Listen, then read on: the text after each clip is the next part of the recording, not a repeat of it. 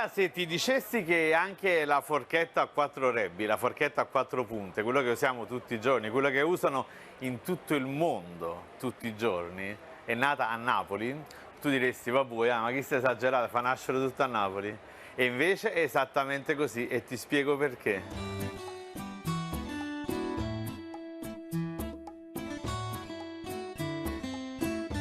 Quando parlo della superiorità dell'etnia meridionale mi viene sempre quella frase che Luciano De Crescenzo rivolse al Senatur, quando voi stavate ancora sugli alberi, noi qua già facevamo i ricchiune.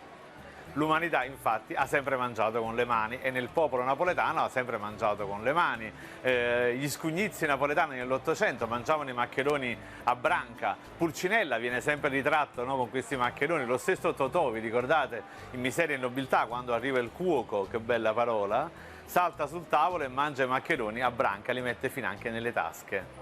La forchetta si diffonde in qualche modo nel IV secolo, ma viene considerata da tutti una stravaganza, una cosa troppo complicata, portare alla bocca il cibo con la forchetta, anche perché soprattutto la forchetta all'epoca era una specie di forchettone, a 2 o a 3 rebbi.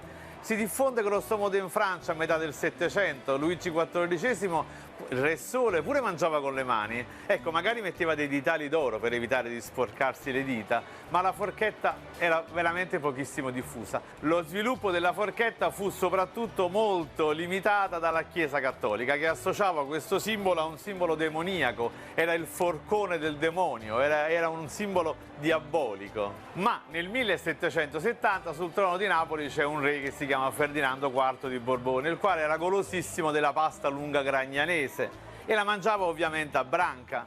Ma com'era possibile fare una cosa del genere in un pranzo ufficiale? Ma lui era golosissimo e allora chiese al suo ciambellano di corte, un certo Gennaro Spadaccini, di risolvergli il problema. Gennaro Spadaccini, ebbe un'idea geniale, aggiunse dei rebbi ulteriori alla forchetta, perché provate a avvolgere i maccheroni con 2 o 3 rebbi, i maccheroni sfilerebbero tutti quanti via, e allora lui ne fece 5 addirittura, però poi si accorse che erano troppo grandi per entrare in bocca, reggevano sì gli spaghetti, ridusse il numero a 4, che era il numero ideale, e nacque la forchetta perfetta, che in seguito fu copiata, utilizzata e ancora oggi lo è praticamente in tutto il mondo. D'altronde i Borboni hanno sempre amato la pasta, i maccheroni, siamo un popolo di mangiamaccheroni. Suo nipote Ferdinando II era talmente goloso di pasta lunga gragnanese che nominò, quel 12 luglio 1845, Gragnano come fornitore ufficiale di corte Borbone e Gragnano diventò la città della pasta. Grazie all'amore dei napoletani per la pasta, per i maccheroni, abbiamo dato questo oggetto a tutto il mondo che oggi viene utilizzato in tutto il pianeta. E ancora oggi quando una persona è un buon gustaio usiamo dire chi l'è una buona forchetta.